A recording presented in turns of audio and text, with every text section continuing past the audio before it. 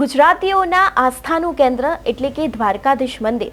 અત્યાર સુધી આપણે અનેક વખત દ્વારકાધીશ મંદિરના દર્શન કરતા આવ્યા છે. તેની સાથે જ ત્યાંની જે ધજા છે તેનો મહિમા પણ જોતા આવ્યા છે. પરંતુ હવે આ જ ધ્વજા ચઢાવવાનો જે વિવાદ છે તે એક સામે આવ્યો છે. જી હા, તમને પણ કદાચ જાણીને નવાઈ લાગશે કે દ્વારકાધીશની મંદિરનું જે આટલું મહત્વ છે, તેની ધજાનું આટલું મહત્વ છે, તેને જ લઈને હવે કયો નવો વિવાદ આવ્યો છે, તેના વિશે જ આજના આ વિડીયોમાં વાત કરીશું. નમસ્કાર, હું હંસિની અને તમે જોઈ રહ્યા છો નિર્ભય ન્યૂઝ. ગુજરાતમાં દ્વારિકાધીશનું મંદિર ખૂબ જ પ્રખ્યાત છે.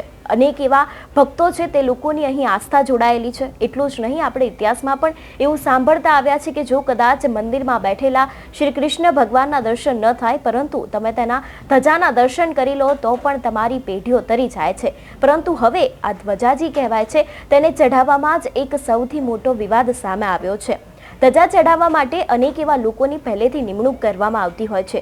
જો તમારે કોઈ પણ ધજા ચઢાવવી હોય તો તમારે દ્વારિકાધીશ મંદિરમાં સૌથી પહેલાં તો રજિસ્ટ્રેશન કરાવવું પડતું હોય છે અને તે બાદ તેની જે પણ ઓફિશિયલી પ્રોસેસ હોય છે તેને ફોલો કરવાની હોય છે. પરંતુ હવે આ બધાની વચ્ચે ત્યાંની અંદર જે કામ કરતા વહીવટદાતાઓ છે, જે વહીવટકર્તાઓ છે, તે લોકોનો એક સૌથી મોટો કાળા બજાર છે તે સામે આવ્યો છે. જે ધજા ચઢાવવાની હોય છે તેને લઈને જેટલા પણ ભાવિ ભક્તો હોય છે તે પોતાનું રજિસ્ટ્રેશન તો કરાવતા હોય છે, પરંતુ આની વચ્ચે જેટલા પણ લોકો રહેલા છે, જેટલા પણ વહીવટી કરતા રહેલા છે, તે લોકો પણ અનેક એવા પૈસા ચાવ કરી જાય છે. તેના વિશે કદાચ કોઈને ખબર નથી. પરંતુ હવે દ્વારકાના એક જાગૃત નાગરિક દ્વારા આને જ લઈને એક ફરિયાદ કરવામાં આવી છે. તેમના દ્વારા કહેવામાં આવ્યું છે, એટલું જ નહીં, ફરિયાદમાં પણ તેમણે આ વિષયની વાત કરી છે કે દ્વારિકાધીશ મંદિરમાં જે રોજની ધજાઓ ચડે છે તેમાં વહીવટકર્તાઓ સાથે રહીને તે લોકો પૈસાને ચાવ કરે છે તેવું પણ તેમના દ્વારા કહેવામાં આવતું હોય છે. આ જેટલી પણ ધજા ચઢાવવાની ઓફિશિયલ પ્રોસેસ રહેલી છે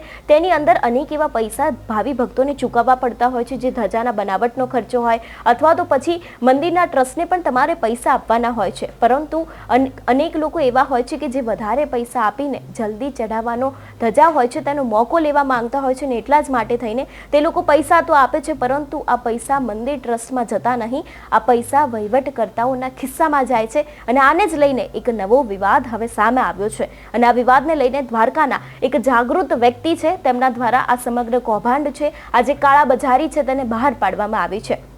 ગુજરાતમાં અત્યારે સાધુ સંતોના વિવાદ ચાલી રહ્યા છે. જૂનાગઢનો વિવાદ જોતા આવ્યા છે. એટલું જ નહીં, સત્તાધારના વિજય બાપુનો વિવાદ જોતા આવ્યા છે. પરંતુ હવે ગુજરાતના સનાતન ધર્મને લાંછન લગાવતો વધુ એક કિસ્સો દ્વારકાધીશ મંદિરની આ જે ધજા ચઢાવવાનો કિસ્સો છે તેમાંથી સામે આવ્યો છે. કારણ કે જે કહેવાય છે એક આસ્થાનું કેન્દ્ર હોય છે ધજા ચઢાવવું, તેને જ લઈને હવે એક તેમાં પણ કાળા બજારી થઈ રહ્યું હોય તેવું પણ સામે આવી રહ્યું છે.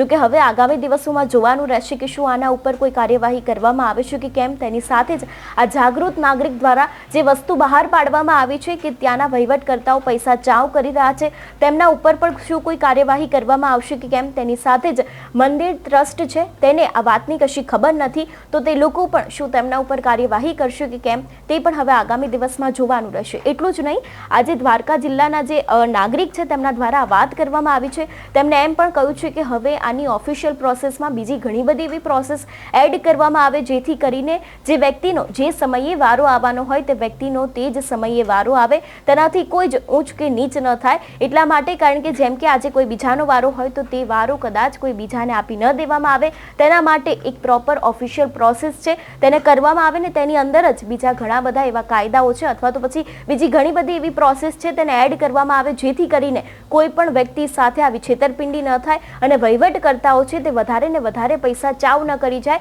અને એટલું જ નહીં, દ્વારકાધીશ મંદિરમાં જે ટ્રસ્ટ રહેલું છે તે ટ્રસ્ટને પણ યોગ્ય પૈસા મળી રહે. દ્વારકાધીશ મંદિરને લઈને આજે ધ્વજાનો વિવાદ સામે આવ્યો છે, તેનો એક લેખ છે તે પણ રાજકોટના હેડલાઇન ન્યૂઝ દ્વારા છાપવામાં આવ્યો છે. એટલું જ નહીં, આ લેખમાં પણ અનેક એવા ખુલાસા પણ કરવામાં આવ્યા છે. ત્યારે તમારું શું માનવું છે આ વિષયને લઈને અમને કમેન્ટ કરીને ચોક્કસથી જણાવજો. તેની સાથે જ મારી ચેનલ નિર્ભય ન્યૂઝને લાઇક, શેર અને સબસ્ક્રાઇબ કરવાનું ભૂલશો નહીં. નમસ્કાર.